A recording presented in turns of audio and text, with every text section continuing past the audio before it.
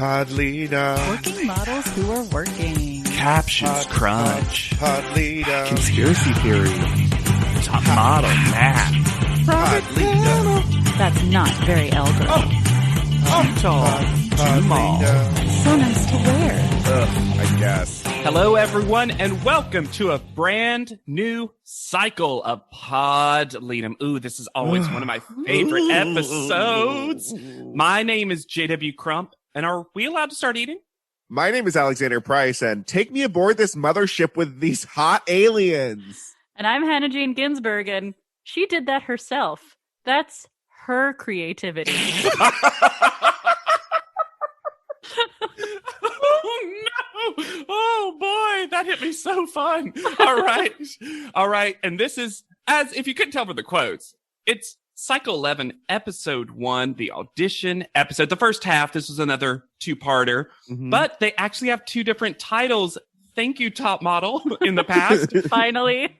This one's called The Notorious Fierce 14, which I hate as a title beyond it's not of the girls, but also spoiler for how many people get in because it's not the same every cycle. So I changed it to The Girl Who Corrects Tyra's Moose Impression.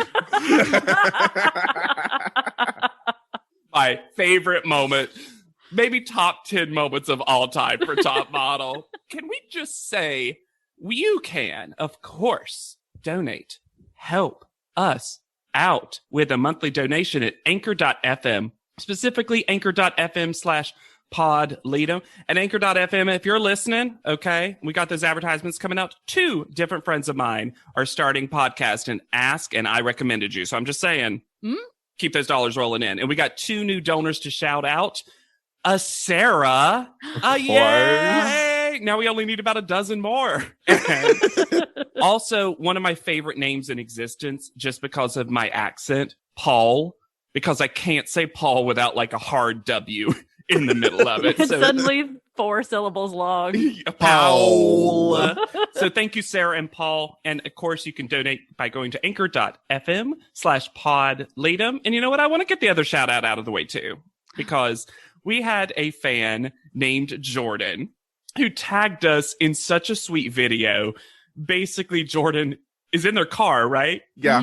That's where they were. Okay, great. And it's just so visibly upset that they have caught up to the current episode that they are on with Pod Lead'em. And it's just like, no other podcast is as good. And it was so sweet. We always see those. I can't always respond to them right away or I forget, but we do always see them. So Thank you so much for tagging us, Jordan. Thank you. And also spells Jordan like our eventual, I think, a Top Model Jordan, which is fun because Jordan. It's got the U. It's got the U, which I like. Jordan. Yes. Jordan.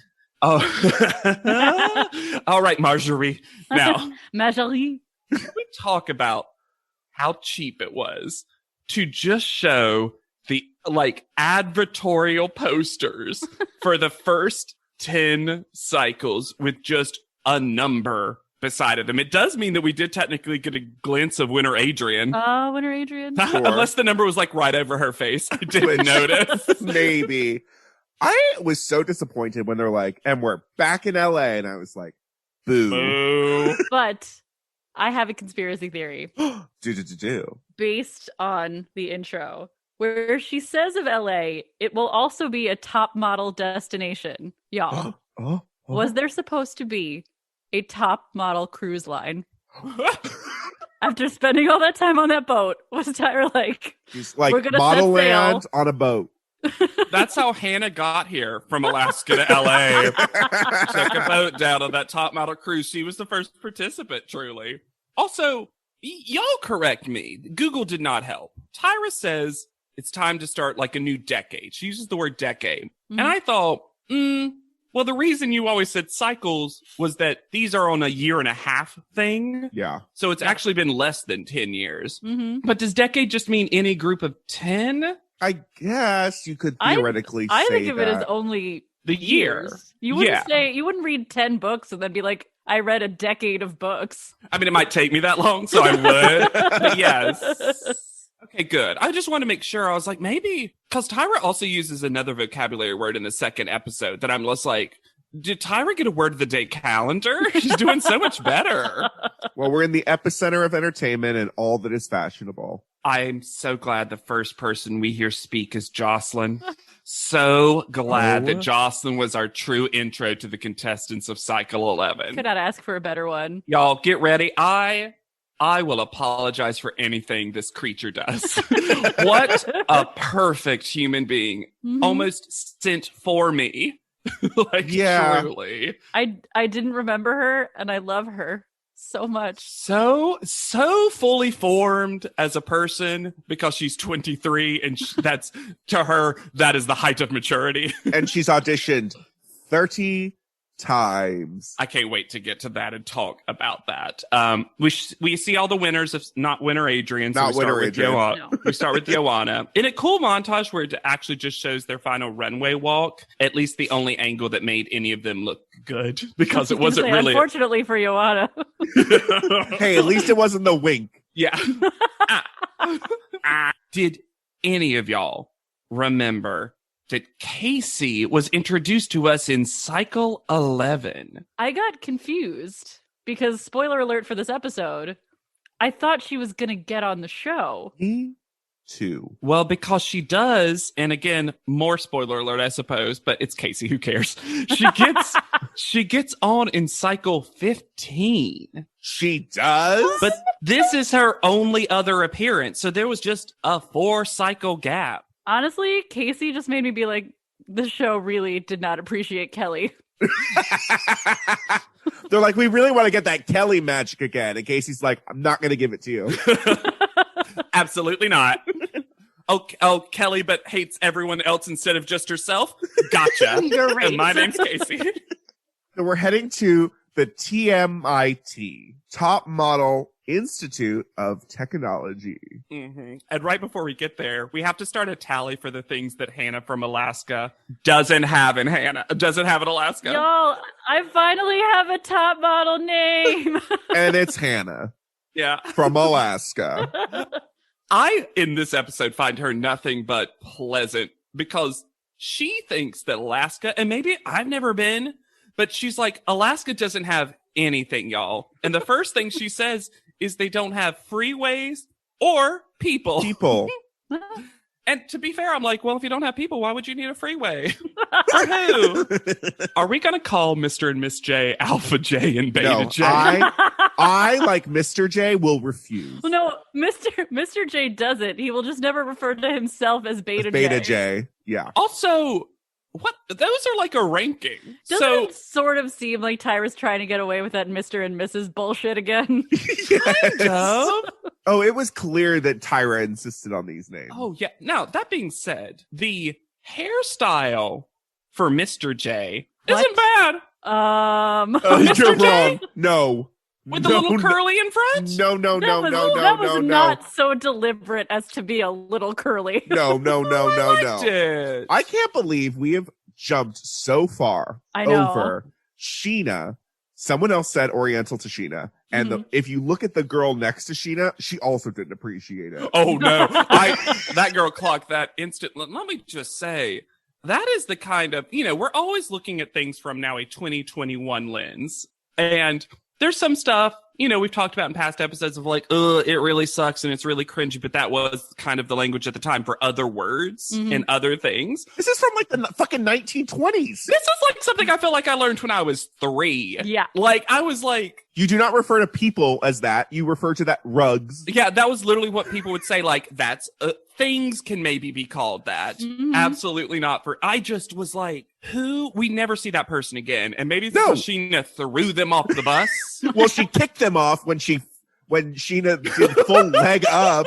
Because, Sheena has stood in a bus in heels, did a little dance. Sheena is magnifying. She's dynamic. I remembered loving Sheena. I continue to love Sheena. Can I also say, I remember loving Sheena for being very, like, funny and fun and giving great, like, talking head interviews. She's very smart too. Yeah. And that was something that I just personally didn't necessarily remember about her. Oh my gosh. Such a lovely presentation of someone. And again, the classiest thing she did was not murder that woman right in front of herself in the moment. She kicked her out later. But then we head to the far future of Terminator 80s. So somewhere in San Fernando. Because Alexander, I've got text on screen that tells us it's the present day. Why? What was the font choice? Anyone who's been listening to this podcast knows how I feel about our music cues. But I am so excited for the brand new VFX budget that Top Model was apparently granted for its brand new decade of shows. Do you want your lenses flared as much as your jeans? Top Model's got you. I can't wait to talk about the beam me up effect. Okay, we also meet someone whose name I think is pronounced Veronique. Mm-hmm. Veronique, who I think is pretty, but they also give a lot of screen time to for someone who lasts such a short amount of time. Well, because I felt like they had to with that name. And she said guys' rights because she was like, any girl would love to be in front of the Jays or any guy. You know what? It's their dream. It's everyone's dream. Veronique, dream bigger. Also, she's Mormon? She had every storyline. I'm truly surprised she didn't at least make it to the semis. I guess these are the semis, but you know what I mean, like top 20. Also, we had some hard fucking nipple action on Mr. J. Oh my God. They looked like things that he put in his shirt. His pecs are conical. I don't know if it's to match the cone prisms we're about to walk into, but they are tiny cones. I realized you said conical. I thought you meant like canon, like canonical. I was canonical like, Hannah's like, he has a good body confirmed. We have done the work, y'all. No. They are shaped like cones. Tiny cones. We get our first real speech from Marjorie, who is forced by some producer to say that the Top Model IT is appropriate because it's a new beginning. Why did she English major this theme so hard? No. Hey, she loves 2001: A Space Odyssey, so everything's great. Alexander, how triggered were you for our first captions crunch? And I'm not going to point it out every time they do it this time because we'll get sick of it. But it's Tyra's VO as like a computer voice, and the captions call Tyra woman. Even captions can't even recognize Robo Tyra. This whole setup in the best of Top Model, like, this is what Top Model brings. It brings you elaborate yet chintzy. Yep. Yeah, because this is a big space.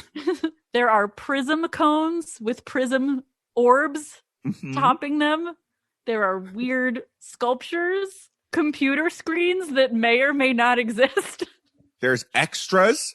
I'll say, the stark white background, I didn't mind that. I mean, it is Mr. J's, Pablo Michaels. He designed this. This is the apartment. Honestly. And every so often there would be a rainbow colored statue of like something like lips that I'm like, fine. Yeah.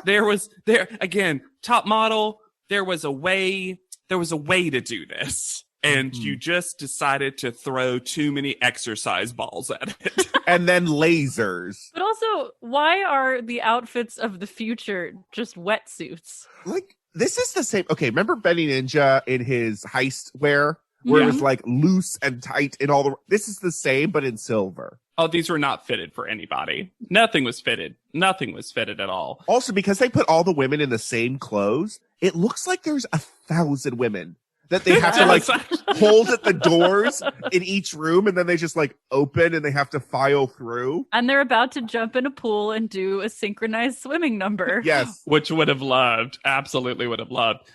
Brittany B, as she is known now. We have 3 Brittany's, all of whom we're going to get to know. Brittany B starts something that she will do every single time, which is arms out posing. She has decided that if your arms are close to your body, you are ugly. So you have to push them out. You push the ugliness away. And at first I wasn't sure if they understood that a photo was being taken, but then they showed Alina and she clearly was facing a photographer's. I thought maybe it was automatically being happen. Welcome to the body scan station. It's almost felt like they were like sanitizing them before going into the next room. Which, I mean, would love. That's something from a 2021 lens we can appreciate. Yeah. Or they were about to board a commercial flight. Mm-hmm. Mm-hmm. We also learned that Alina, in her words, is an eco-terrorist, which made me think, does she work for PETA? I think Alina just hit a cause really hard. She's also vegan. Mm-hmm. Yeah. And that's going to be something that's brought up a bunch. You know, I, again, as we've said, but I think it's nice to remind any new listeners, if for some reason you're jumping in at cycle 11 with us, I always try to get away the stuff I remember as much as I can and like go on an episode by episode basis. And I was surprised that I mostly liked Alina in this episode. You liked Alina? It was hard to say. It was so hard to say. No, I was she's like, not bad. oh yeah. I was just like, good for you for truly being able to speak to what you're talking about most of the episode. We'll get there. Everything but the lower belly tattoo I was pretty okay with. Y'all, I found out what it said. On the flip side of Alina, we have Casey, who has a really, this is the first of her many, many bad takes. Because she is just a bad take machine. Yeah. She says that she's not ghetto, and she describes ghetto as, quote, like La Chiquita, La Canita, something like that. I did some research. La Chiquita, little one, is just a Mexican grocery store. So it's like clear in Southern California. And so she's like, oh, that one store in Palmdale or wherever she's from. That's the get. Casey with the wild takes. Well, Casey I with think the she was wild trying takes. to do I think she was trying to do super stereotypical names. And the problem is she's also. Oh, you mean she was trying to name people? Yeah, I took it more like that The View thing when. That's what I took. Raven well. Simone said watermelon Agina or whatever. That thing that she got heavily criticized for. That's weird because La Canita just means drinking straw in Spanish. But that was the weirdest thing about it is that she was also bad at the thing she was trying to do on top of also being really inappropriate. It is never a good look to say, I don't know what it is, but it's bad and I'm not it. Yeah. Yeah. Way to not actually have done any soul searching whatsoever, Casey. It's just weirdly the best of her worst takes because she gets increasingly more her terrible. interview is confusing too, and I can't wait to talk about it. The top model IT said gay rights with these rainbow prisms. Clark, in the first thing we learn of Clark, has an obsession with tromping on people. I also heard that. Okay, good. I was afraid that just because Clark was on screen, maybe my brain shut down. No. Captions read tramp. Sure. Well, but she said Trump. Also, not something that one fish could do to another fish. I think she took the words trample and chomp and mushed them together. And hey, I love a good portmanteau, but that was a confusing one. Also, guys, Hannah's mentioned this in the past on other things she's looking forward to, but there is something so pure about Clark just being bad from start to finish. No nuance, no growth, no change. No, I can't imagine there's a Clark fan. Like, almost with every other person, I could be like, I could see someone being like, oh, I'm really stretching my brain because I liked one picture or whatever. But Clark is new Danny. Remember Danny from the audition? I that was like, just gonna say, it's like they decided to let Danny on the show. Fair enough. On a good thing, how much do we love Ghostwriter's appearance over all the equipment in the room? Alexander, I literally was just watching some old Ghostwriter episodes. They're all on YouTube. Oh, I loved Ghostwriter so much. As did I. It's time to get into the Glaminator 11.0. Wait, before that, we got to get to the runway walks. We got to talk a little runway because... Oh, you mean please advance toward the data analyzing runway? Yep.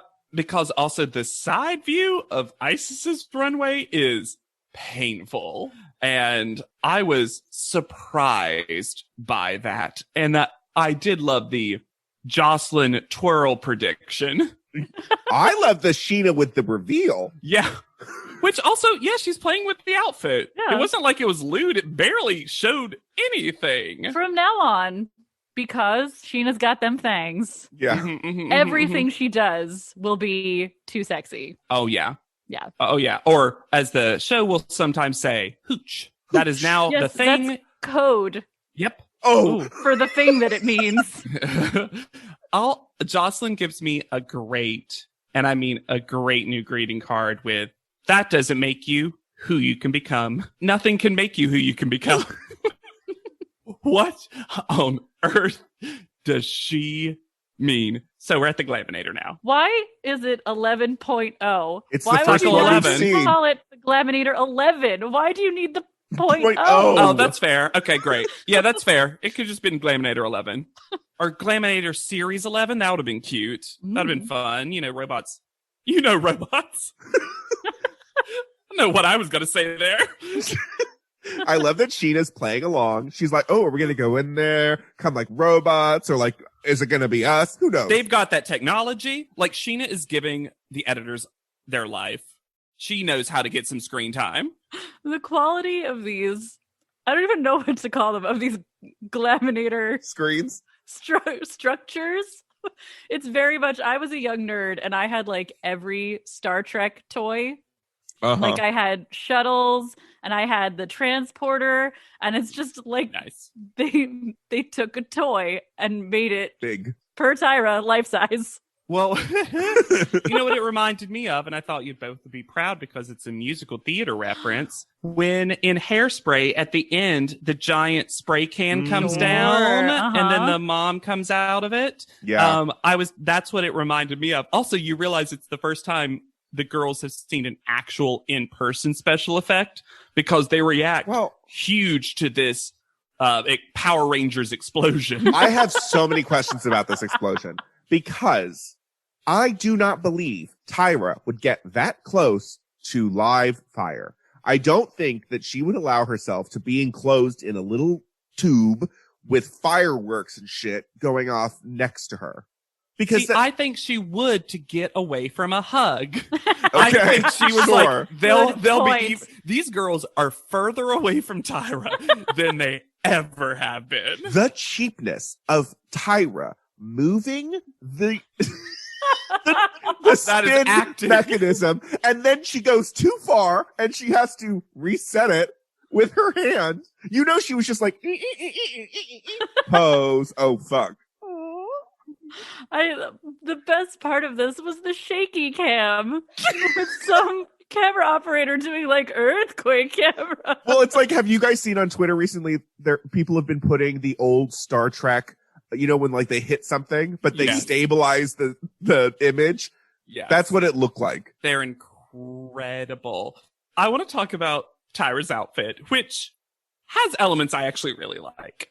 But I hope it isn't those boots. Those boots? That's the one element I don't like. You know who loves it though? Nikisha, because Nikisha is horny for Tyra. Mm-hmm. Nikisha is horny for literally everything. Everyone. Yes. No, everything. Everything. You're right. It is. She's like, she's so hot and tall. I'm like, Nikisha, like, take a little shower. Like, Tyra's robot voice is just her voice. She thinks and behaves as though this is a different voice than she normally speaks with.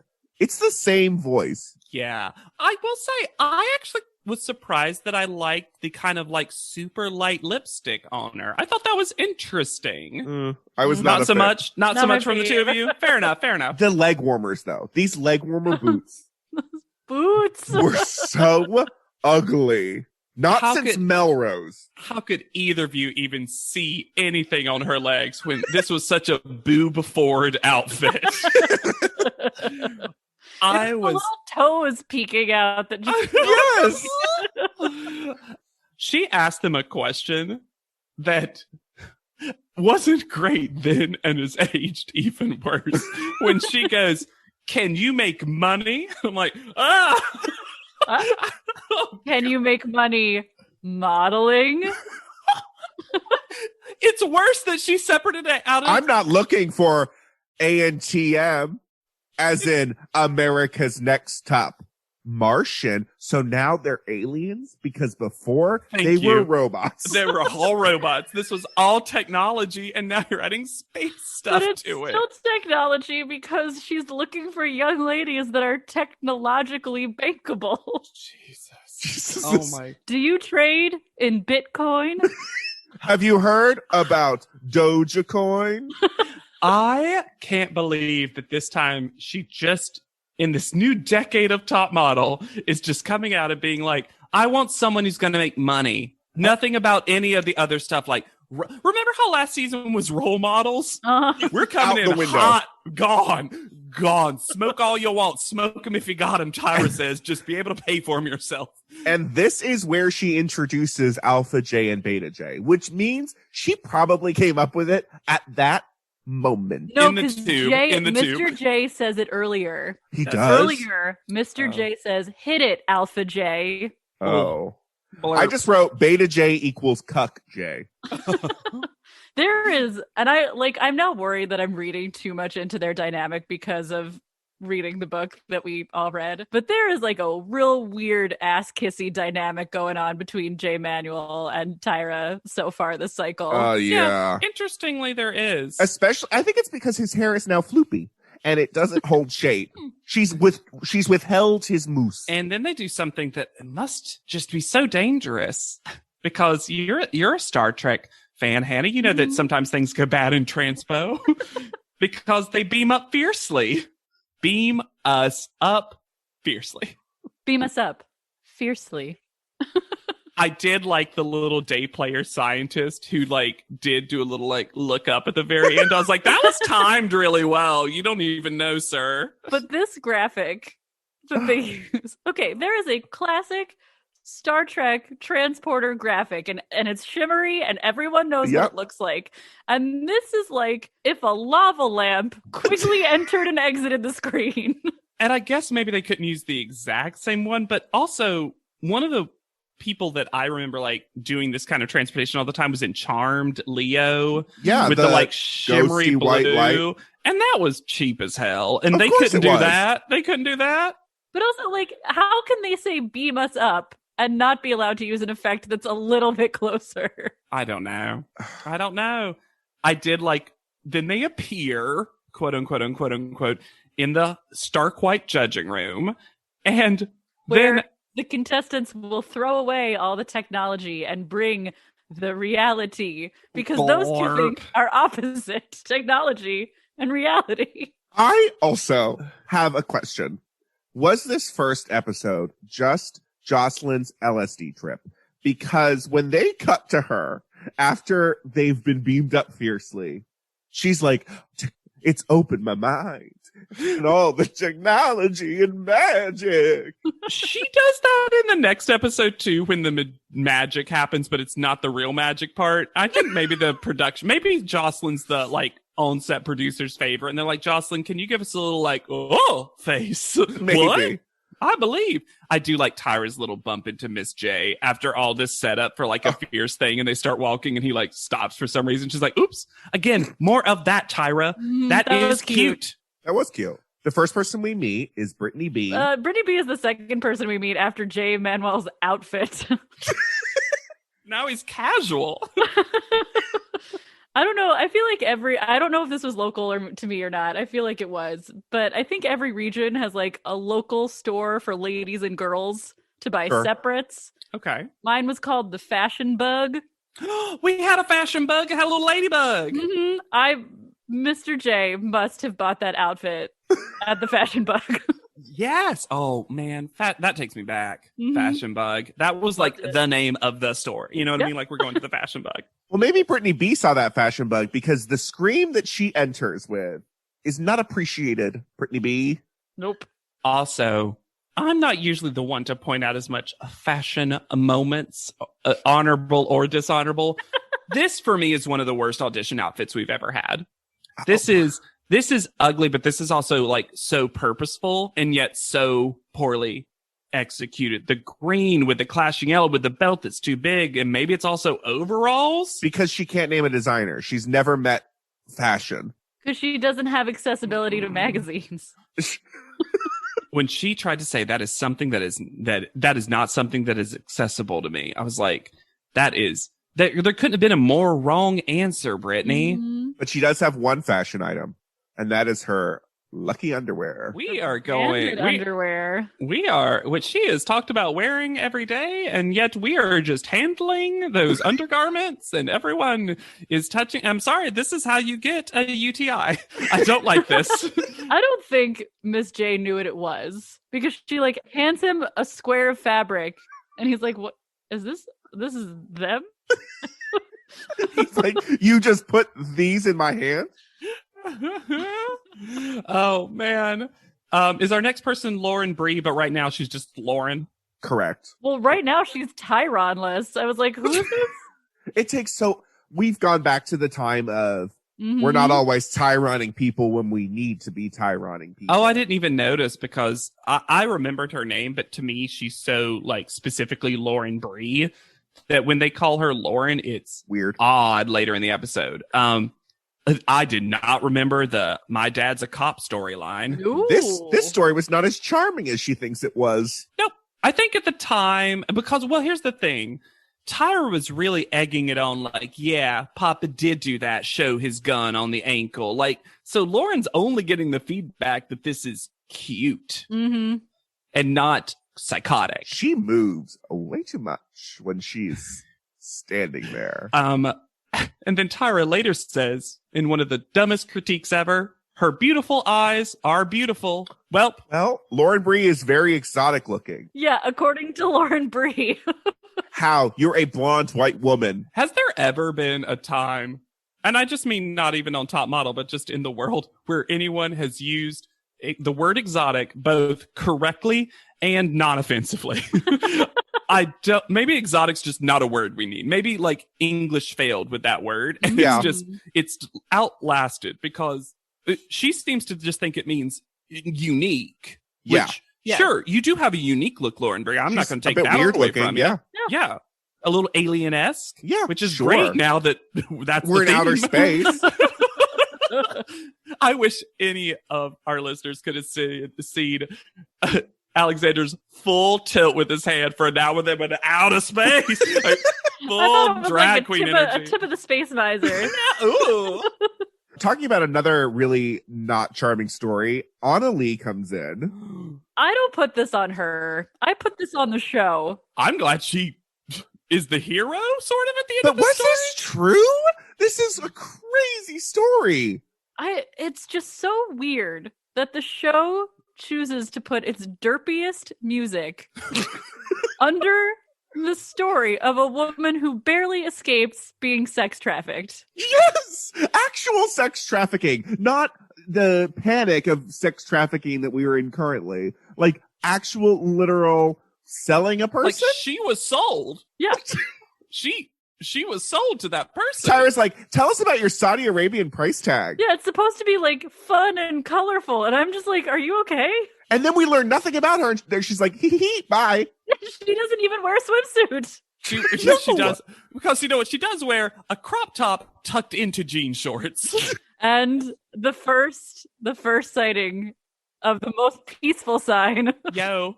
That's what I remember about Anna Lee. Yeah, it's not till way later. Yo. And I literally said, guys, my notes in all caps. It's my only all caps note in this episode. That can't be the end of her interview. And yet, Clark mistakes evil for strength. She is. We have a theory that we were talking about before we pushed the old record button. Maybe Clark's a plant for drama. She almost doesn't seem like she can really exist in this form. The only true thing we know about Clark is she does not like the letter E. Don't need that Issa. Huh? I did write it with an E, and then she said it, and I was like... Yeah. Hey, that's why she does that, Alex. And she gives such, like, bitchy older sister in a teen rom-com energy. Yeah. Especially in her look. If she were stunning, it would be one thing, but it's not that. Well, she says that she has zero insecurities and is the most beautiful person. Zero and I'm like, bodily insecurities. That was telling when she said, when she made that very specific. I was just like, you're not though. Like, you ain't the look. Well, and really, Mr. J gives the best thing, like the best critique and overall summation of Clark afterwards. He's just bored with her. There's nothing there that's interesting. No part of me, if I didn't know and didn't remember her, would have ever thought she was going to make it on the show. No. I would have thought she would have been there and she would have gotten some highlight because she says some nasty things to people, and then she'd be gone. Crying out the door. Bye-bye. Yeah. But crying in the door is Casey, who, you know, this story, I'm going to try to parse this out for the listeners in case you haven't. Please do. Please parse it out for me. It's hard. Yeah. Because she has already told us and heavily implied that she doesn't say this exactly, but she's given that vibe of like I'm just a white girl in a black woman's body kind of thing. That she's got all white friends and that kind of thing, right? But then she tells this story about how she used to have all white friends or mostly white friends, but then she wanted to go swimming and she couldn't swim. And also they didn't understand that she didn't want to go swimming because of her hair. And so she dumps all of her friends. And then in a confessional says she just vibes more with black women. This is what I didn't understand. And that is not what she literally just, I feel like she kind of implied the opposite earlier, right? I was just so stuck on, I didn't want to go swimming, and 50% of it was because I can't swim. I'm like, that wasn't 100%? That's why I don't swim. I can't swim, so I don't swim. How close are these friends? Then it was like, okay, we finally got 10 friends. So now it's swim club. And it's like, no, never mind. Bye. Maybe Casey just doesn't know what friends are.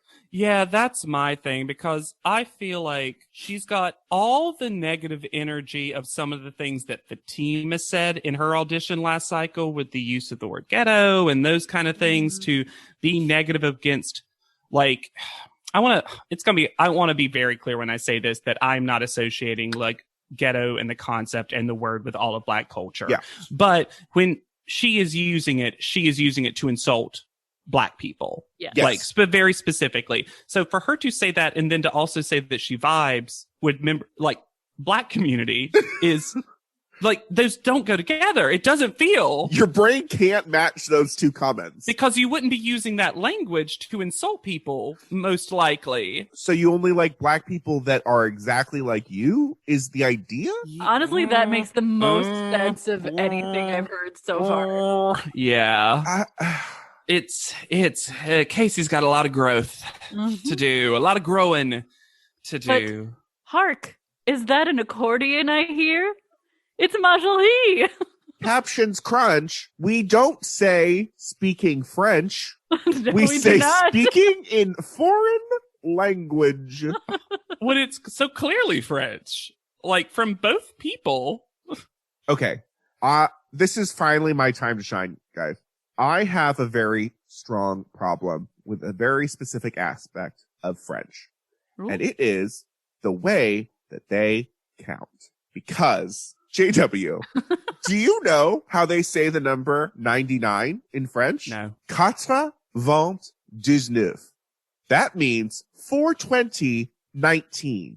So the way you get to 99 is you have to do math to count. Marjorie's out here doing top model math all the time. Every time she has to count. That is so interesting. Right? It's very Roman numerally. Very that. But with multiplication, I don't know. Anyways, Tyra's French is bad, and then she tries to make an excuse and says that her French is better in France. See, this was my favorite captions crunch, where she's hooking all over the place, and it just says, imitates speaking French.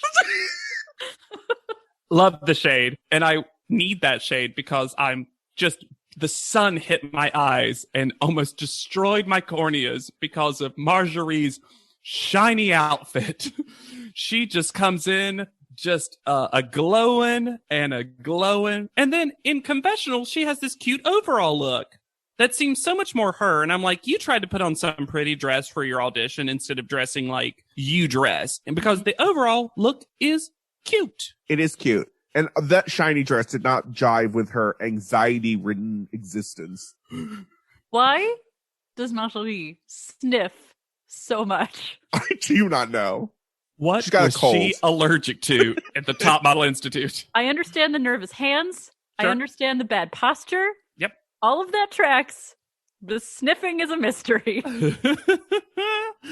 I love Jocelyn talking about the other girls because we get a little lunch break, a little something. Mm-hmm. And Jocelyn's like, they're a little bit, some of them are less mature than me. I'm one of the older ones, but they're all right now, Like keeping an eye on it, Jocelyn. I love it. That same conversation, Veronique, who we're going to meet in the room in a little bit, makes a wild statement that because she is Mormon, that means she went to 5 different high schools. I didn't understand that. No. Like, I didn't understand any part of that. And I don't have many Mormon friends. I had 2 in high school, but we didn't talk about it that much. Growing up in Southern California, I knew a lot of Mormons. Is that a thing? Multiple high schools? No. Oh, okay. But I knew a lot of Mormons in Southern California. Sure. Oh, I believe that. I just also thought that maybe you knew what Veronique was talking about. No clue. No clue. No one does, because I don't know how much time we even want to waste on her, because at the end, again, Mr. J with the great summaries just says, she's here for therapy. I'm sorry. Yeah. Well, she was in 3 months of lockdown, which in a 2020 view, that's nothing. But she was in it because she had the sex lockdown, which we're joking, but like, that is bad. Her parents that's a very cruel thing to do to a human being. This is a person who's trying to get out of a bad situation. Yeah. Yeah, she's using Top Model to be in a different house. Mm-hmm. Yeah. Which again, Mr. J clocks. Isis is next, though. Yes. She's a great illustrator. Great little drawer. That was fun. That was cute. It truly felt like Tyra didn't know it was supposed to be her, but okay. Renee wishes. We get a full paragraph of ADR from Mr. J reminding us of Isis being here last cycle. But this is a full lie. This is not what happened. Tyra didn't say, this. Apparently, Isis went up to Jay and asked how she could be on the show. And that's so much cooler. Yeah, because she's proactive. And also, not surprising. No. She's got that energy about her. You mean it wasn't Tyra's staff? There's one exception, which I'll get to, and I'm sure we all agree with. I was actually pleasantly surprised that for the most part, the show let Isis speak for herself. Sure.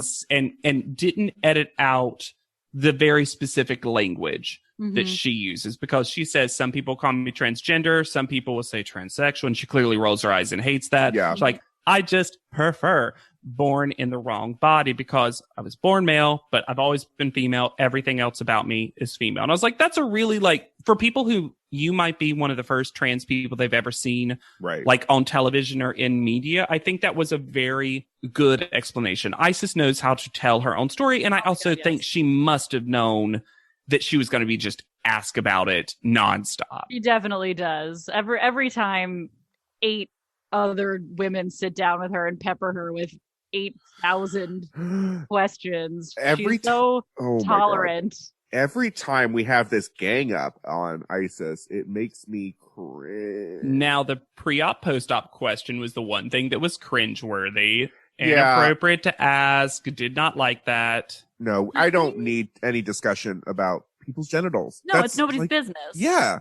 But then I loved that she was like, yeah, I'm here to represent who I am, but I'm here for me. I want a career. I really appreciated that she is here because she wants to be a model. Mm-hmm. Yeah. She does such a beautiful job of, as you said, JW, telling her story and also laying out her language that whenever the show doesn't adopt it, I find it incredibly frustrating. Yeah, me too. It felt like she gave you all the tools. Exactly. And you know what her best tool is? The biggest earrings that will ever exist. How do Isis's earlobes not fall down to the ground with for the inner weight? strength. it's centered in the ears. That's where it's drawn from. Casey's like, oh, is there a bad take that I could take? Let me come over. I forgot that this was all Casey's like full deal. Well, not only full deal, but like so instrumental in putting these groups together because they're clearly all just in a waiting area while people are getting interviewed. And they had the fun Soul Train line, so they can't do that again. Yeah. You mean where everyone else danced and Clark walked? Yes. Isis very politely, totally being the bigger person, comes over and is like, hey, y'all, you want to figure me out, right? Okay, here's the deal.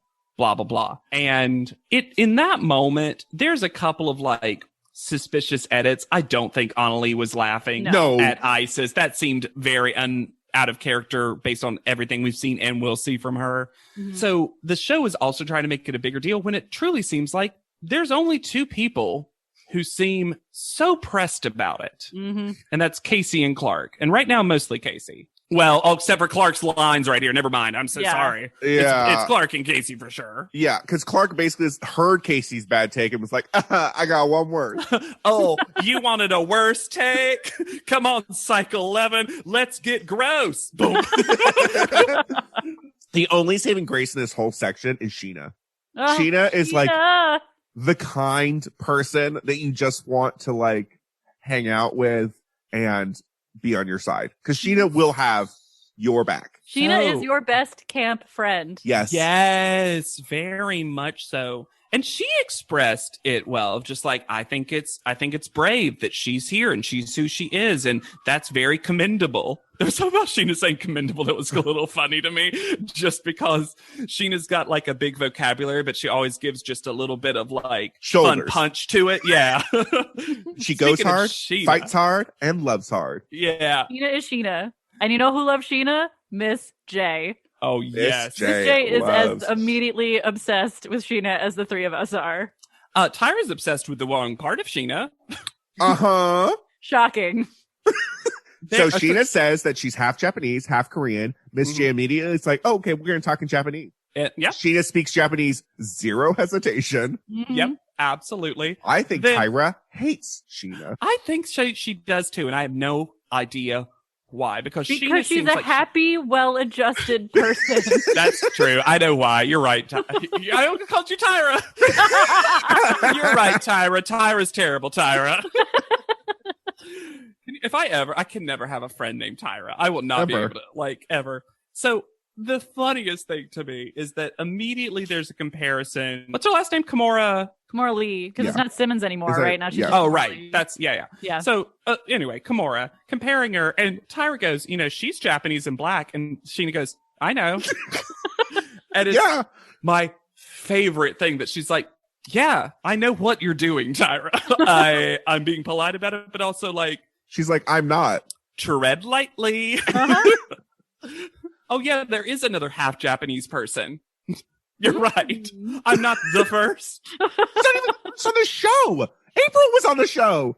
Yes, thank you. And I'm not saying that like Kimura is like the worst comparison ever in terms of energy and personality and maybe the kind of model she'll be, but like the way Tyra does it is just like, wow, I'm so impressed that someone can be of two racial backgrounds. It's so weird. But I think Tyra doesn't hear Korean. She's like half Japanese and clearly black. Mm-hmm. Yeah.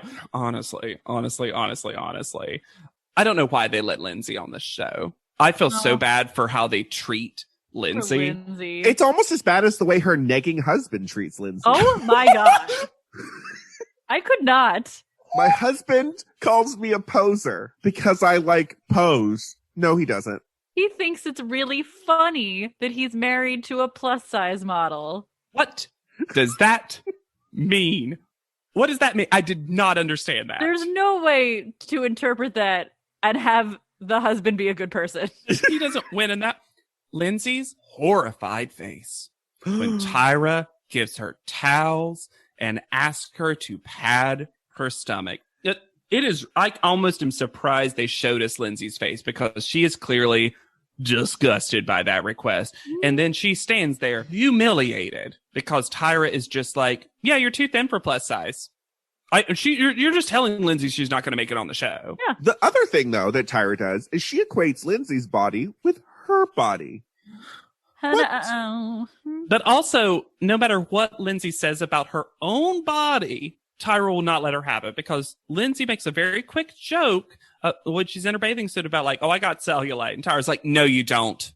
I have cellulite. You do not have cellulite. I am the only one who has ever had the affliction of cellulite. And really, goodbye, Lindsay. The only reason Lindsay isn't considered like a plus size model is her bust is not that large, which we've had this whole storyline with Robin. Yeah. Sorry. And a thing on my body that I know, cellulite. I know personally, cellulite. Cellulite's been on everybody, even Tyra. Welcome to our ugly home. Reddit is back for a historically hideous season. It's our 100th ugly house. This place is mayhem. That is impressive. And if these walls could talk, Do you cry a lot? I do. they'd have a lot to say. What in God's name is this pit? Don't get too close. You know, if you see the show, I'm a scaredy cat. Ugliest House in America season premiere Wednesday at 8 on HGTV. More rewards, more savings. With American Express Business Gold, earn up to $395 back in annual statement credits on eligible purchases at select shipping, food delivery, and retail subscription merchants. Enjoy the benefits of membership with the Amex Business Gold Card. Terms apply. Learn more at americanexpress.com/business-gold. Amex Business Gold Card. Built for business by American Express. I had that dream again.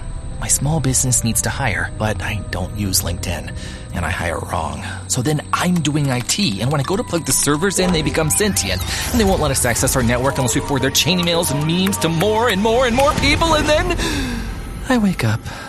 Don't let hiring nightmares ruin your dreams. LinkedIn Jobs' new AI assistant finds and invites best fit candidates to apply, so you can discover talent you may have missed. Post your job for free at linkedin.com/quality. Start hiring today with LinkedIn.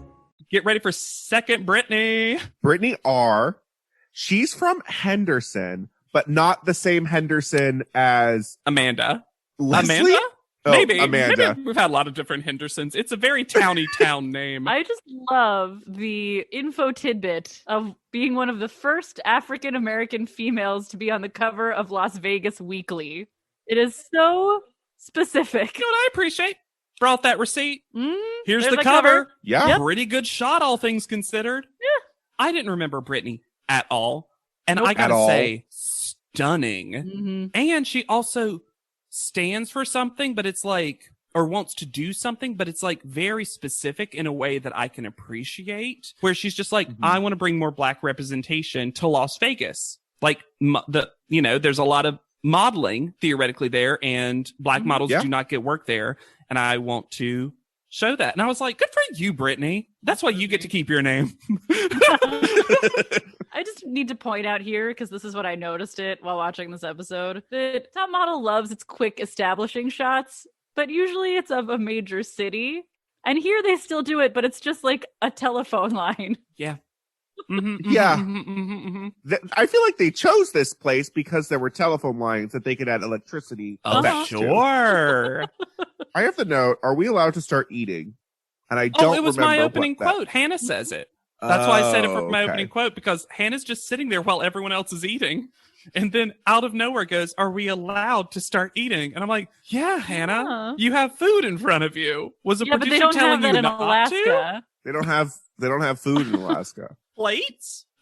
We just eat it straight off the moose. We learn 3 things more that Alaska doesn't have: electricity, water, or heat. Guys, Hannah How? needed to get into this house. She needed.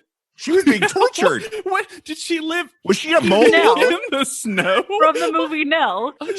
now. And there's this moment that, like, I only point out now because of a future episode where Isis and Hannah have a quick, like, Isis being like, Hannah, you know the deal with me, right? And they're like, yeah, and they have a cute little high five. And I think that's interesting for something that happens later. We get one of my favorite moments. And that's why I made it the episode title. Because Hannah, to me, has one of the best interviews that's ever happened in this show. Yes, but there is a moment where Tyra's like, let's reenact it. And Hannah goes, you want me to reenact my, and I wanted to fill in the blank of like drama. Like, cause terrifying. Yeah. Oh, yes. This thing that nearly killed me. Yeah. Cause she's telling it as a happy story, but you can tell she's like, I'm making the story fun for you. Yeah. But I could have died. And then Tyra chases Hannah around making a choice as a sound. Telling Hannah to run from her fiercely. Pose. I'm the moose and yet a camera. And then in the future, moose are that's cameras. True. And then on the flip side, Hannah now is chasing Tyra and is a moose and a Hannah's. This is so funny. She's like, okay, but I'm not going to do that because moose don't make that sound. And Tyra's like, okay. I'm not going to make that noise because moose don't sound like that. I was shocked that Hannah got on after that comment. I'm shocked that Hannah made it out of the room. Make some amazing moose noises. She does. That is someone who's been chased by a moose. She knows the sound. And it gets us into the lamest of our goofy montages ever. Ugh. Nothing. This was Veronique shimmied. And we cut. The only cute part was Jocelyn and Tyra. A little bit cute. Jocelyn is the cute part of everything. Yeah, that's true. Lucky, Louisiana. Of course, she's from a town called Lucky.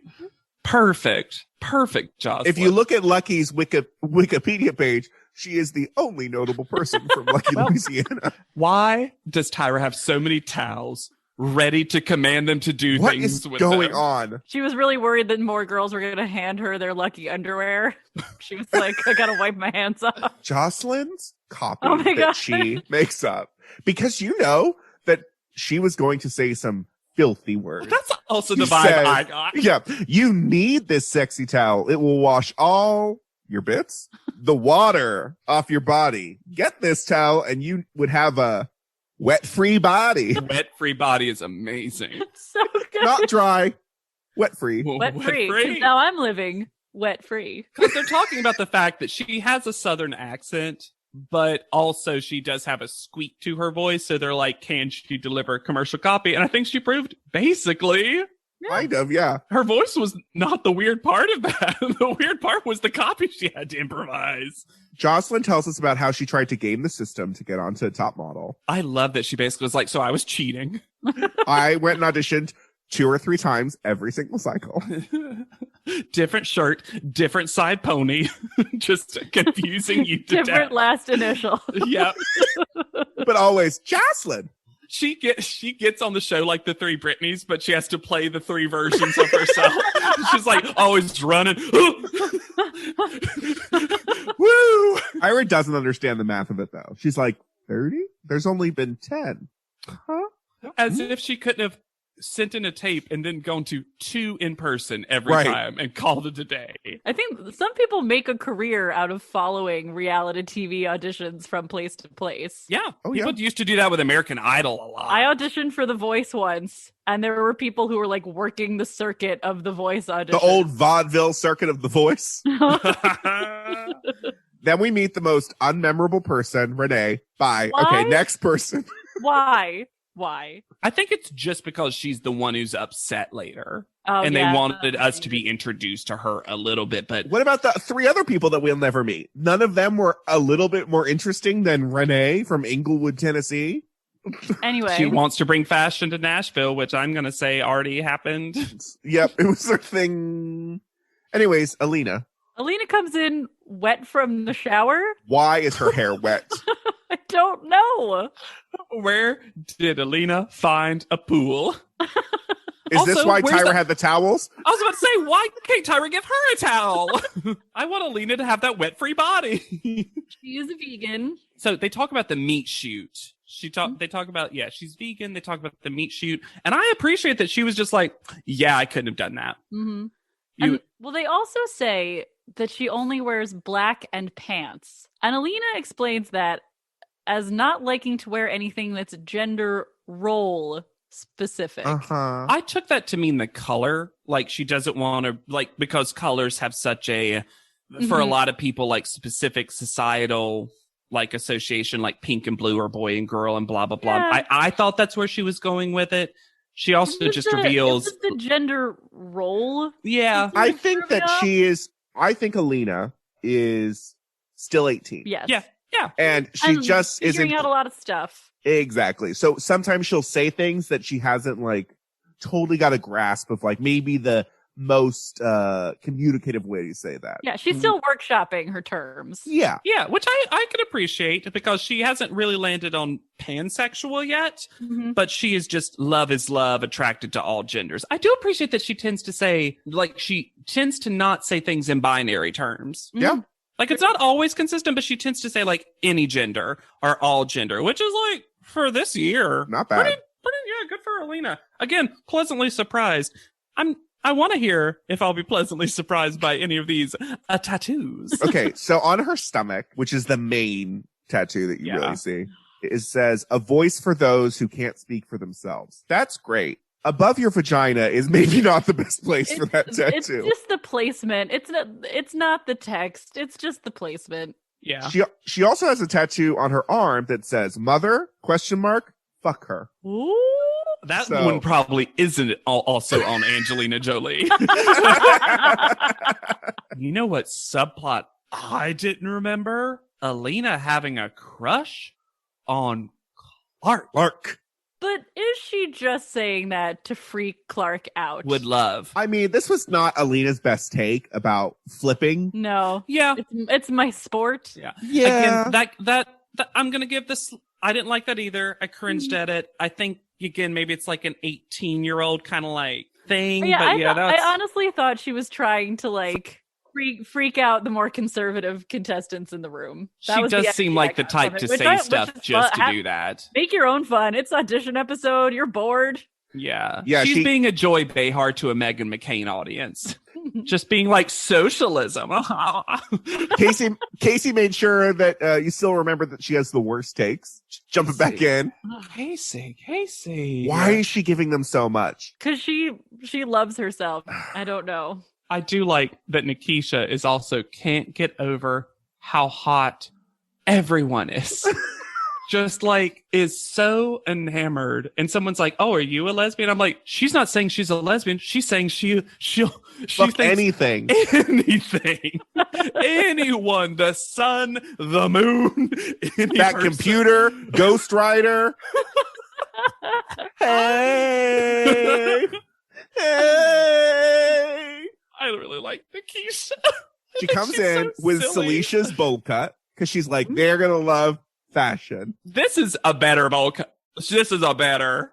Who wore it best? Nikisha. Yeah, Nikisha did wear it, but I also love her name and the way it's spelled. Yeah, I do too. I don't love that she both flashed her breasts at both the taped audition, and then they're like, "You did that." And she's like, "Hey, I'll do it again." But there's something she's showing because then she shows them her like false boobs. Yeah. So I think she's not actually flashing people because you saw white there. So then I think she's showing her fake. So they made it worse. The show wanted it to look worse than it was. Okay. Yeah, I think she's showing her like her chicken cutlets. Yeah. Unless the chicken cutlets are not fully opaque, in which case the show still has a blur. Yeah. Well, that's what I think it's just like it's kind of the again, this is a show that one time blurred out Mr. J's nipple, so they're a little conservative when it comes to the blur. But yeah, I don't think this was. I think this was actually silly, and her being like, "See, I don't even actually have a chest." You know, I don't know. Maybe. I gave her such a benefit of a doubt. Last Brittany S. Did anyone else forget how animated Brittany S was? I did forget that, and I responded very positively to Brittany S right from the beginning, which I was not expecting because in my recollection she was much quieter. Yeah, me too. I also thought that. I forgot this whole boxing thing, truly. I remembered the boxing thing. I didn't remember how much she spoke out of the side of her mouth, though. Like, her mouth is fully on one side. She's always kind of smirking, it looks like, almost. Just like, her. I enjoy the juxtaposition of an MMA fighter and a Ren Fair top. Sure. Yeah. Brittany seems like she's very comfortable with just like, hey, I have interest and I can be interested in all of them, even if they don't seemingly go together. That's a cool vibe. It is.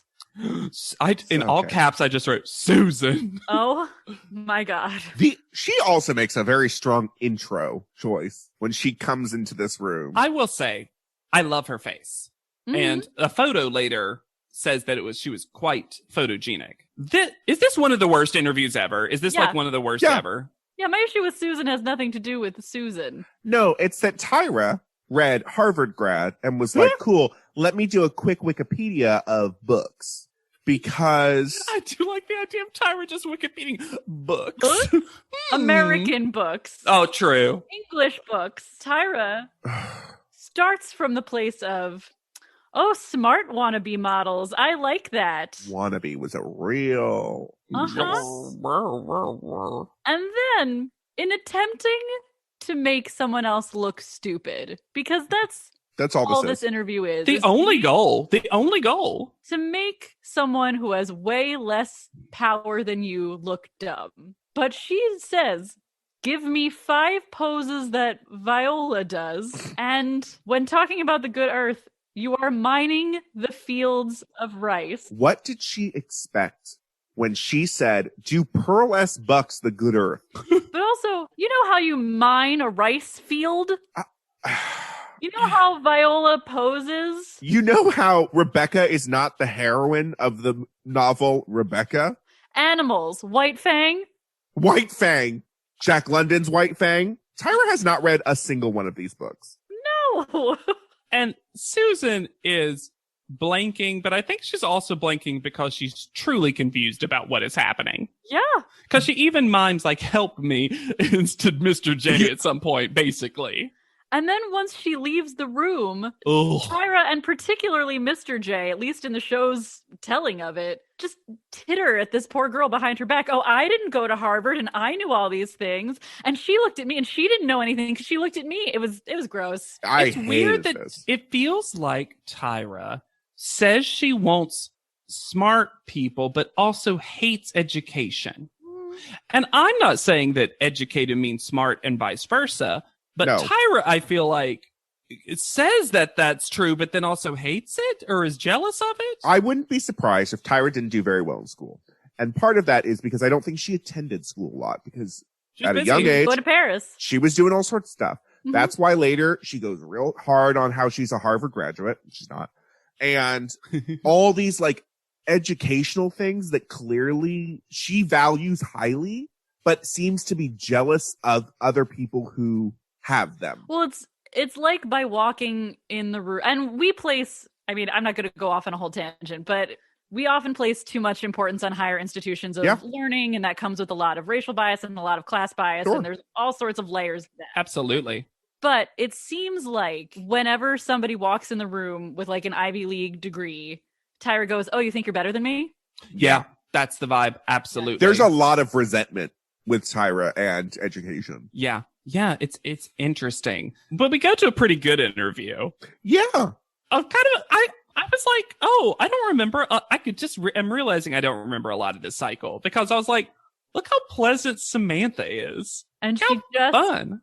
Becomes more delightful. Yeah. And she has a banging bod. Yeah.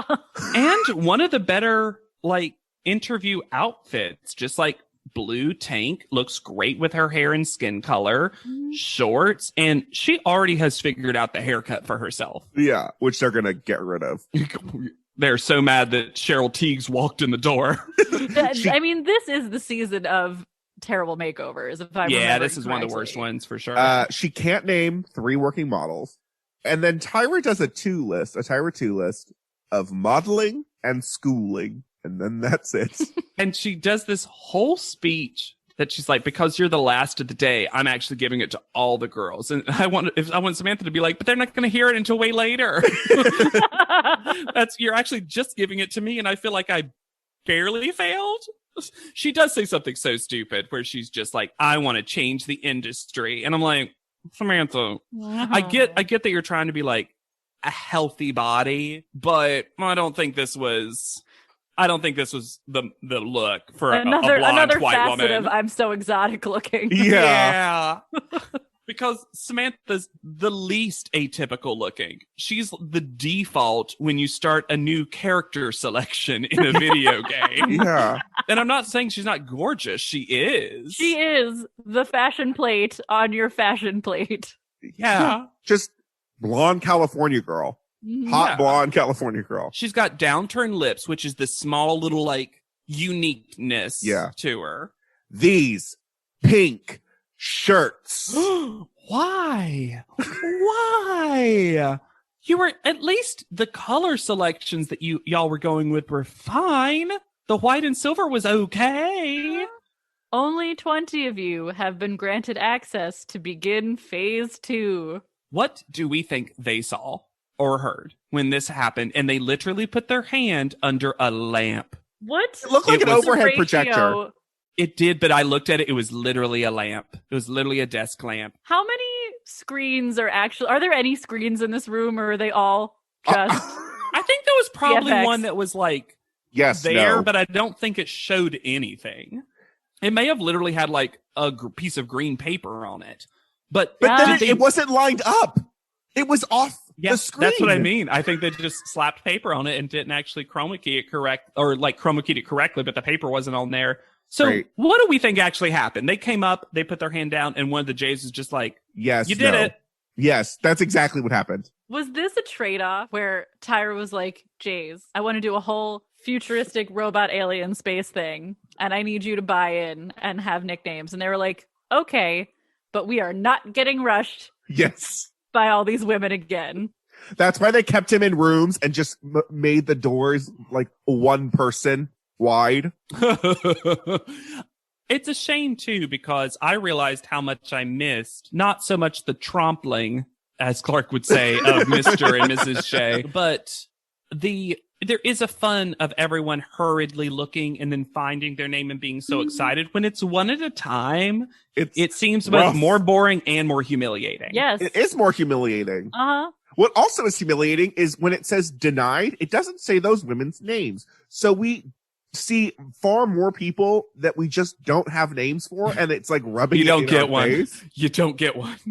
Because we get Hannah, Brittany R., Lauren, Anna Lee, Lindsay, Alina, Casey, Sheena, Isis, Brittany S., Jocelyn, Samantha, Marjorie, Susan, Clark, Noe, Brittany B., Nikisha, and then 3 unknown people that we also don't see their names. And I am also surprised that both Lindsay and Susan made it another step. Right? A little extra humiliation. Just let them think they might get it. Just let Renee have one more round. At least she Veronique. Those are the only other 2. Actually, that's actually true. I'm surprised Veronique, given all the screen time she got, didn't make it over a Lindsay. Not that Lindsay was bad, but I'm like, they clearly are never going to put her on the show. Ooh. So they're going to get 5 minutes to do their makeup and put on their metallic cat suits. Oh my gosh, this photo shoot. We don't know who this photographer is. I was going to say, we never get a name or a Tyron for the photographer, right? Nope. Not that I saw. So we have a new trap in the grand tradition of fedoras, and it's balls. Yoga balls. The balls were a trap. All the better photos just ignored them. It's just like if the set from the music video for Let's Get Physical had been sitting untouched for 20 years. Yes. And they just opened it back up. This was the one time that I liked. I don't remember her last initial. Sharon, the Brittany who will be Sharon. Brittany B. This is the one time I liked her where she's just like, oh, I'm going to climb up this whole thing. And they're like, no. And she's like, oh, this was too far. Well, because I think that was art that they had to pay rental fees on. I think it was just flimsy, like truly. And they were like, oh, she's going to crash right through that. Sheena cements her status as an icon by saying, I saw all 3 balls lined up and I was like, I'm going to just slide on these 3 balls. Icon. The core strength to be able to balance on all 3. Underappreciated.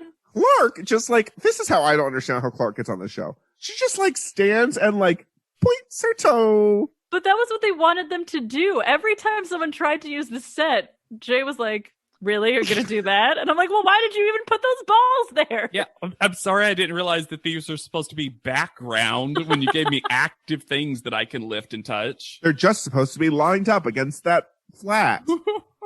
Have you never been to an Institute of Technology?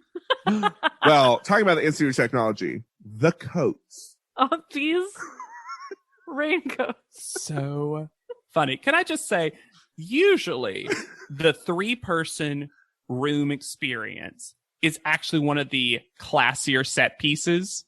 This is the opposite. They went fully the opposite. Not Also, on they made today. them stand. They made them little stand. sticker? The little sticker that said ANTM? Well, here's my other thing.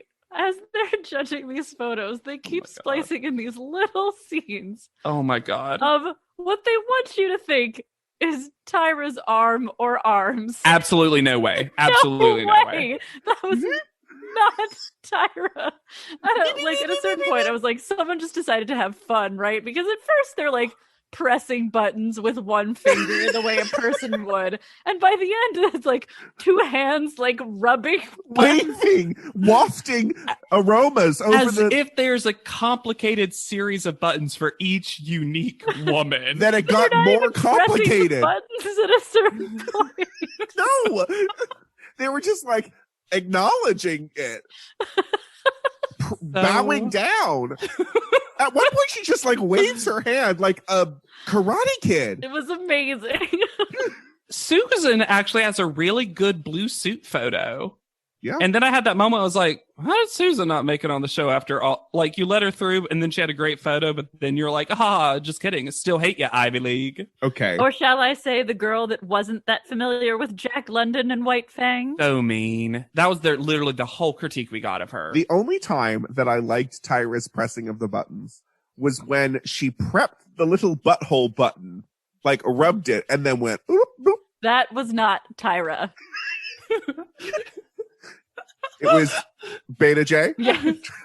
And speaking of Beta J, this is my moment where I was offended by the way they spoke about Isis, where Mr. J says Isis is truly trying to be a woman. No.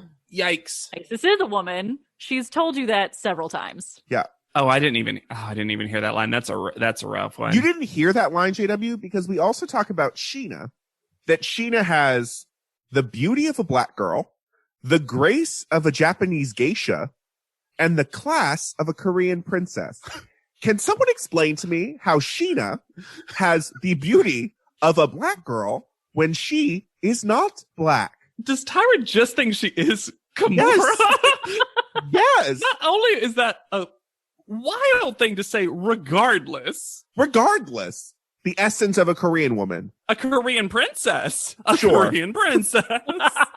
The only funny thing about that stupid thing that she said right there was Mr. J going, classy.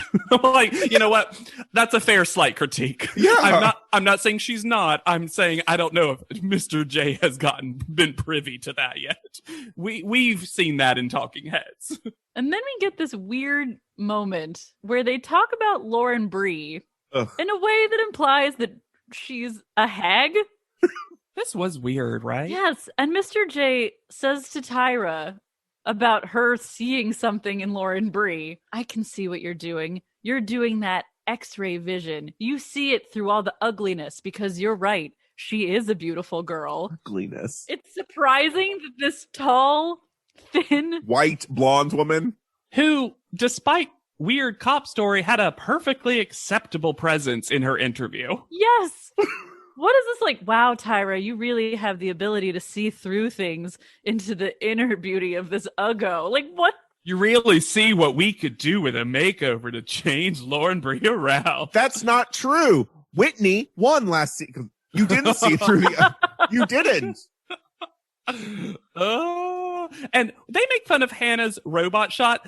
I get what Hannah was doing. She was like, oh, I'm on a turntable in the Top Model Institute. Maybe they want me to do something crazy and robot. Tyra's like, I just don't get it. What do you... I'm not saying it's a pretty shot. I'm saying, what do you mean you don't get it? Tyra, you would do that exact same thing 20 minutes later. Yeah. We've seen it, you do it. In the Glaminator 11.0. It is odd that the Jays are there for the top 14 selection. Yeah. It's time to compile the final database. Okay. How uncomfortable was everyone else when they said the final database? It was like they were going to murder the 6 women that didn't get on. This became the blacklist. Yeah. They're like, yes. They're like, and delete. You're all in Tron. The rest of you will be released into the San Fernando Valley with no water and no food. Alexander, I love the idea of just people being like, and you're all in Tron. All in Tron. All in Tron. So Sheena is the first. What a great first pick. Thank goodness. Then Anna Lee. A good second good pick too, honestly. Nikisha. I just love how weak it is every time. I'm telling you, it gets weaker every time she has to do it. She just gets so tired. Can't lift those arms up. I've been doing shoulder presses all day because you've asked me to do that interview a million times. Nikisha's almost an answer to Stacey Ann. They're like, oh, remember that fun we had where we just went like do all the time? Well, we're just gonna make Nikisha do it over and over and over again. Then Marjorie, who this is a great dress. Yeah, this is so much better, Marjorie. I thought everyone was surprisingly well dressed, and also dressed in kind of their aesthetic. Then Samantha, smart. Alina. This is another, wow, it pays to be yourself. And I'm like, yeah, you can only say that to people who get in because tell that to Susan. And then we have Brittany. But which one? We've got 3. I also love the space sounds that were just highlighting a last initial. Zoom, zoom, also, the circle is off center. They've been doing that the entire time. I think that even though I don't necessarily like it, that is a consistent choice. It's weird. So Brittany R is first, then Brittany S, then Brittany B. Who dries her tears with her panties. Why go through all those shenanigans to then just pick them all 3 and also all 3 in a row? Because I thought they were maybe going to pick 2 Britneys and make Brittany B sweat a little bit. Yeah. But then they're just like, nah, you remember how we let in 2 Amy's last time? Now it's 3 Britneys. But 2 of you are going to have to change your name. Does she say that here or later? She never actually says it. Yeah, it's later instructions. Then Hannah. Who attacks Tyra with a hug that she needs so much. She did not want that hug. She like leaps on her. Tyra's like, you get 1 hug and it's when you leave. They don't have hugs in Alaska. Let Hannah have this. Then Lauren. Yeah. Not no Brie yet. No. Then Isis. I am shocked. So far, I think the list has been kind of like, oh, this actually makes a lot of sense for the list. Usually these are kind of random seeming. Yeah. I'm surprised Isis was so far down the list. I think they did it just for Clark and Casey. That they were like, we're letting in Isis, but like waiting a long time. Like we're going to make you guys sweat. Interesting. Because then Clark is next. Why? With a hard cut to Alina hugging. Because they want so badly for this crush to be a storyline. And then last but not least, never least, Jocelyn, who is the perfect person. Perfect last person. Has the whole storyline about auditioning 30 times. You know you're going to get a big reaction, but it's going to be all happy. Perfect. She was like tailor-made to be the 14th selected. Yeah. We have one final captions crunch to exit us through this episode where it's captioned Sharon. I won ANTM. Yep. But she said, I'm on ANTM. But then they have both Sharon, who we don't know who that is, and I won America's Next Top Model. It's like even the captions were like, this is a lot of Britneys. This is the one time having 3 Britneys on the show is the one time that I'm like, yeah, I get why Tyra asked people to change their names for the purposes of the show. Like, it's hard to keep track of when we're just saying Brittany. We get one more thing that Alaska doesn't have. Yep. Billboards. Well, you don't have freeways or people, so why would you need billboards? I was about to say, yeah, freeways. So, this was one of the goofier settings, but I will say mostly the people who got in were pretty gosh darn delightful. Yeah. Except for mostly. Our big bad. Yeah. Clark. Yeah. Absolutely. But, Casey didn't make it, which, woof. Thank the Lord. This is a pretty good cast so far. Like, I feel like I am endeared in some way to most of them in a way that I'm not always. Mm-hmm. Other than Clark and Hannah, because I'm not like a huge Hannah fan. There wasn't anyone like, how did she get in? Yeah. But you can admit that like it makes sense for Hannah to get on the show based on what was presented. Oh, yeah. Yeah. And again, like, I'm not going to be a big Sharon fan, but I mean, we've also all watched the second episode at this point, so. No, it left me excited to see the rest of the cycle and to spend more time with some of these ladies. And if you're excited for the rest of the cycle, you should rate, review, and subscribe to this podcast. We love hearing your hot takes and your iced tea and all your opinions. You can follow us on Spotify, or you can go to iTunes just for the sole purpose of leaving us a review. Yeah, so we have a new iTunes review, and we've been getting a lot. Thank you so much for all the 5-star reviews. We're over 160 now, which is crazy. Just amazing. There's one I want to give it a special shout out that's super recent as of the recording of this episode from Sherry B. Dis, 1972. Love, 5 stars. Love you all. Longtime listener on Spotify, but finally downloaded Apple Podcast partially so I could give you the 5 stars you rightfully deserve. Keep being awesome. Thank you for downloading an app just for us. Yeah. That's so sweet. You can also find me anywhere at Yet Charming. Come say hey on Instagram at Hannah Jane Ginsburg. And I just updated my Instagram. Right after you said it on this podcast. I realized I still hated it very much. Did you know you can just change your username as long as it's available? JW didn't for the last 7 years. So now it's just JW_Crump. So it's JW Crump or JW_Crump, wherever your social media is. Woo! And don't forget to use the hashtag PodLeadem so that we can catch it in our little searches that we occasionally will do. And then you'll get a heart. So for PodLeadem, I have been Alexander Price. I will be Hannah Jane Ginsburg. And I'm JW Crump Brittany. And we'll see you on top. PodLeadem is not endorsed by America's Next Top Model, Tyra Banks, 10x10 Entertainment, or any of their subsidiaries. It is intended for entertainment and informational purposes only. America's Next Top Model and all names, pictures, and audio clips are registered trademarks and copyrights of their respective trademark and copyright holders.